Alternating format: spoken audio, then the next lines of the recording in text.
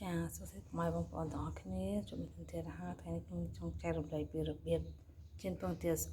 chà cái nông xăm bông tiền trên nông đập crop score rớt đi bal hay nông bị chè chà bây giờ trên đặt lại vùng này chà trên mỗi trên nọ score cho món score mà chúng cô về sập để cho tập trung một sáng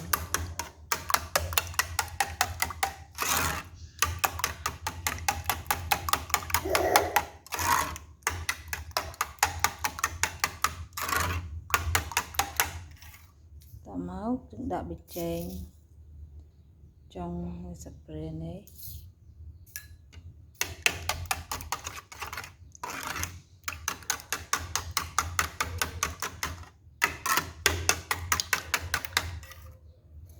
trong nó làm bài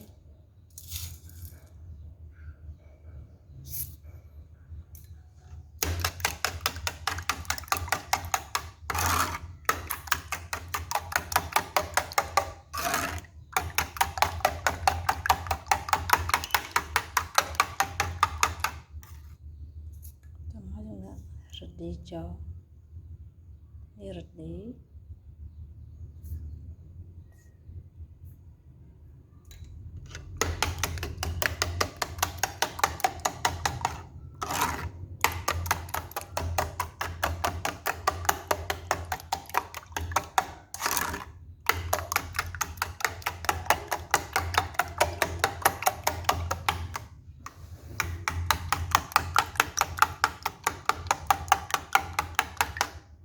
những anh pro ban có anh pro chia ra trong time score với spray để nào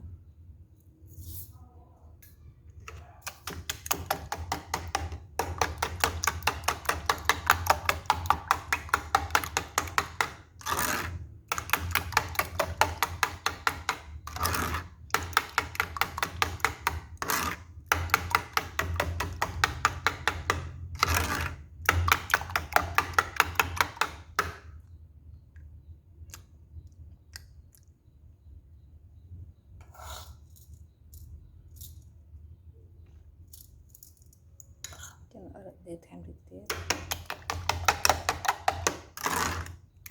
ôi bay chân lắm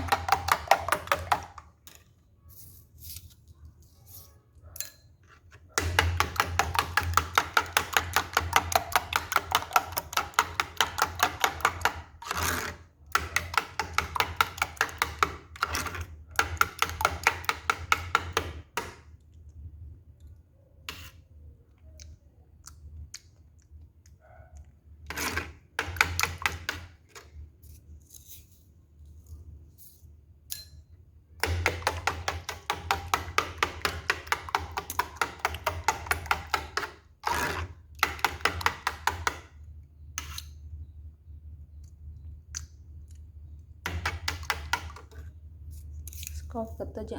bay spray không spray rồi để cho anh bay spray nó chà ní tao mới chừng đã cho máu chào phải đâm mà thầy cho bắn lại tôi chuẩn bị ha đâm thầy cho bắn cho những chập sau là cho nó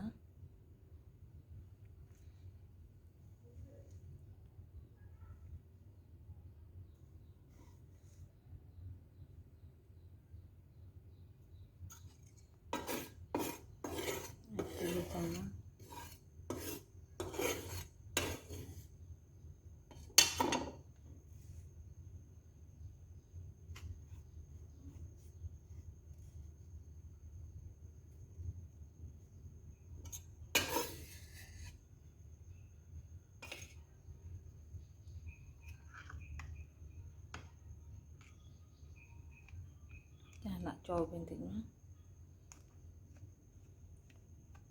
cho lọc về cho khăn đi mình tự trên nó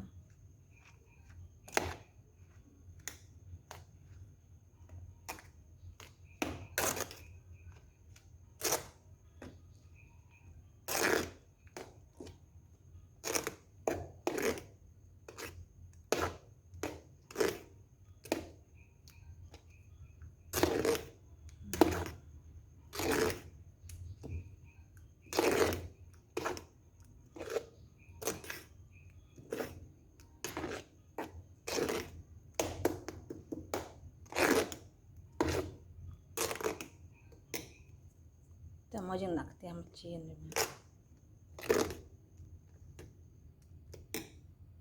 ពុកម៉ែបងប្អូនអាចដាក់ខ្ទឹមចូលបានដើម្បីកុំកាត់ចិត្តឆ្អាបយើងដាក់ខ្ទឹមចូលមកដើម្បីវាកាត់ចិត្តឆ្អាបជាងកូរវាចឹងណា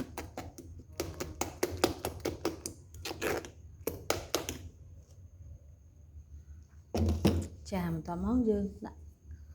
ខ្ទះឲ្យក្តៅ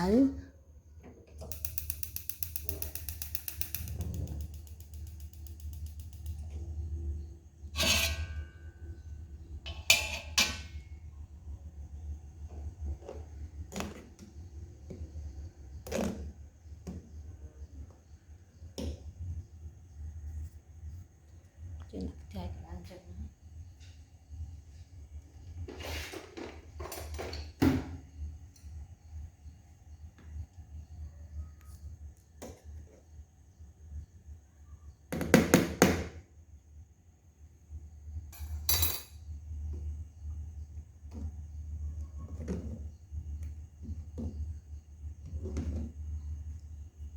យើងដាក់ខ្ទះក្តៅចឹងណាចាដល់ពេល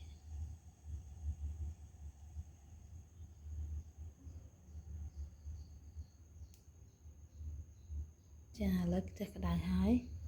យើងអាចចាក់ខ្លាញ់ចូលបាន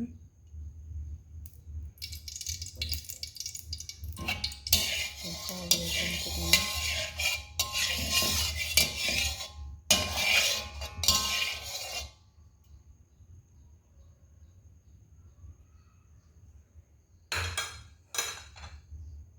ទៀតណាយើងដួលពងទាដាក់ចូលទៅ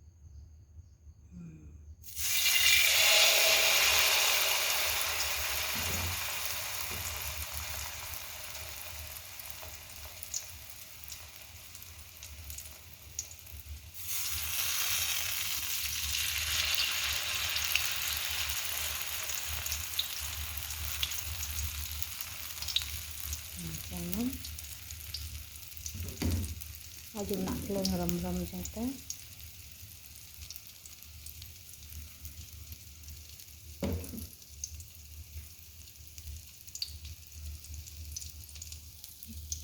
លើយើងដាក់រំលងចាំមកកុំឲ្យដាក់ក្តៅពេកយើងអាចខ្លោចពងទាជាអត់សូវល្អចាខ្ញុំពេលខ្ញុំអាចក្តៅបានហើយ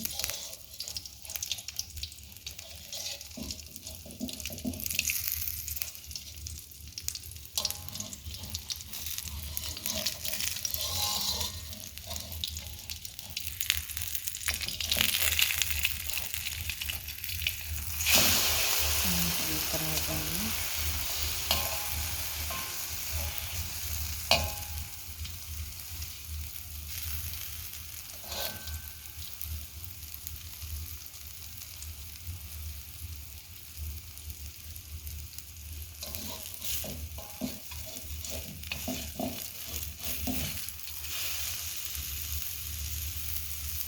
ហើយយើងចឹង